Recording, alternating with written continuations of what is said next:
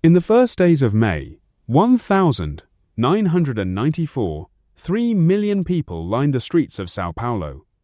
It was the largest gathering the city had ever seen.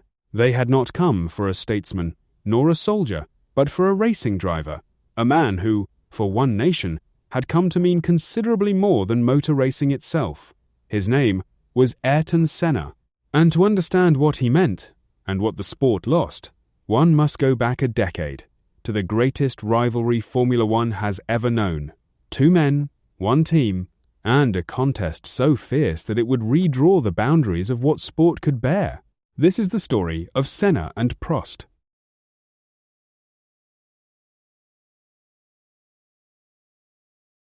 Alain Prost was born in 1955 near Saint-Chamond in the industrial heart of the Loire.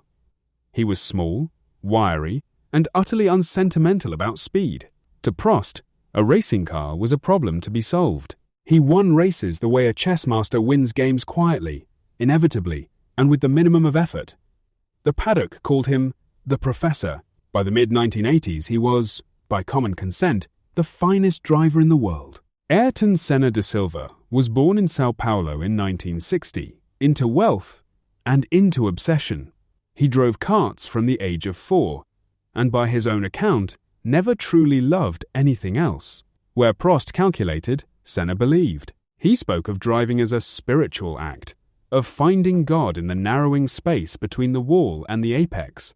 In 1984, in a rain-soaked Monaco, driving a car that had no business troubling the leaders, he carved through the field and was catching the race leader hand over fist when the stewards stopped the race.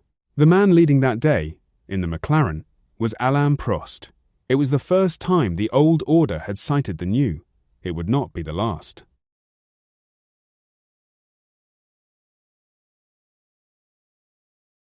In 1988, McLaren signed Senna to partner Prost and gave them the finest racing car ever built, the MP4 Fourths, powered by Honda. Together, they won 15 of the season's 16 races. No one else got a look in. It was, on paper, the perfect team. It was, in truth, a house divided.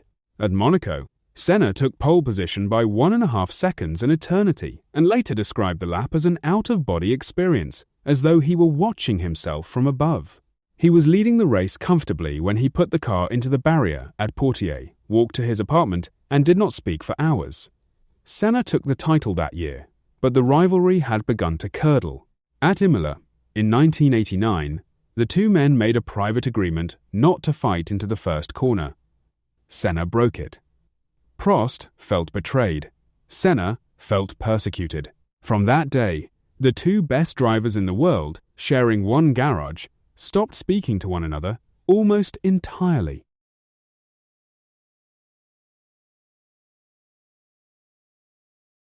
The 1,989 championship came down, as it so often would, to Suzuka Honda's own circuit, a ribbon of track threaded through the hills of Japan. Prost led. Senna had to win. On lap 47, Senna launched his McLaren down the inside into the final chicane. Prost, who had spent 6 years yielding in such moments, turned in. The 2 cars slid to a halt, locked together, in the middle of the track. Prost climbed out. Senna demanded a push start, rejoined, pitted for a new nose, and won the race only to be disqualified hours later for missing the chicane. The decision was upheld by the sport's governing body, whose president, Jean-Marie Balestre, was a Frenchman and no stranger to Prost. Alain Prost was champion of the world for the 3rd time. Senna called it a manipulation. He was fined, threatened with the loss of his license, and pushed to the brink of leaving the sport altogether. He did not leave. He waited.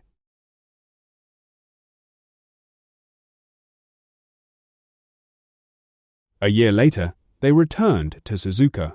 Prost had gone driven out of McLaren and into the Scarlet of Ferrari, but the arithmetic was the same in reverse. This time, if neither car finished, Senna would be champion. Senna took pole, then asked for it to be moved to the cleaner side of the track. The request was refused by Balestre. Senna said very little, but he had made a decision, and he later admitted as much. If Prost reached the first corner ahead of him, he was not going to back out. Prost made the better start. At the first corner, at 160 miles per hour, Senna simply did not lift. The two cars speared off the road in a cloud of dust, and the championship was over inside 10 seconds. It was, by any measure, the most dangerous act of retribution the sport had ever seen. Senna was world champion for the second time. He would win a third title the following year, and only then, at Suzuka once more, did he confess, in a long and extraordinary press conference, that the crash had been deliberate. The sport was appalled. Brazil forgave him instantly.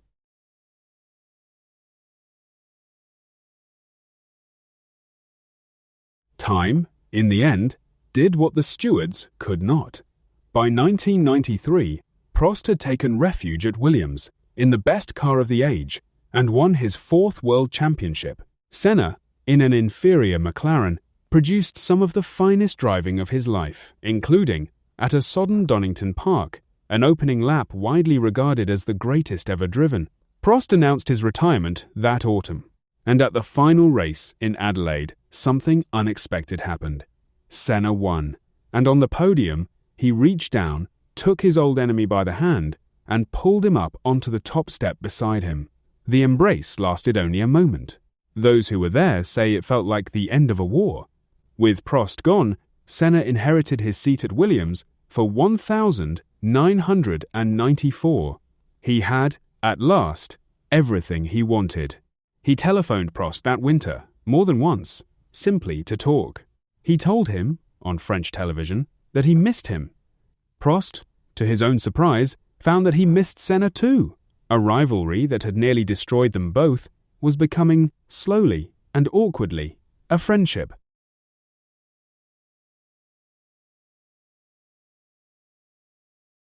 The 1994 San Marino Grand Prix at Imola was cursed from the beginning. On Friday, Senna's young countryman, Rubens Barrichello, was lucky to survive a violent crash. On Saturday, the Austrian driver Roland Ratzenberger was killed in qualifying, the first death at a Grand Prix weekend in 12 years. Senna was shaken to his core. He spent that evening in tears, and much of the night questioning whether he wished to race at all. On Sunday morning, he placed a furled Austrian flag inside his cockpit. He intended to raise it in Ratzenberger's honor at the finish. On lap 7, leading the race, Senna's Williams left the road at Tamburello Corner at 190 miles per hour and struck a concrete wall. He was 34 years old. Alain Prost would say that on that afternoon, a part of himself died as well. Half of his career had gone, he said, half of everything he had ever done, because so much of it had been done against one man.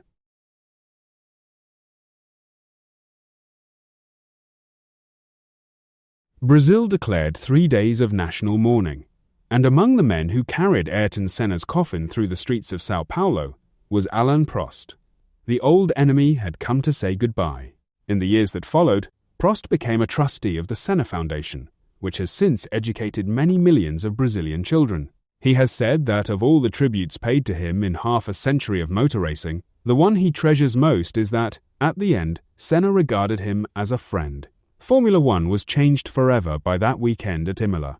The cars were slowed, the circuits rebuilt, the science of safety pursued with a rigor the sport had never known, and for more than 20 years, no driver died at the wheel of a Formula One car. It is, perhaps, the final measure of the two men that the sport they nearly tore apart was, in the end, made safer, wiser, and greater by them. Senna and Prost.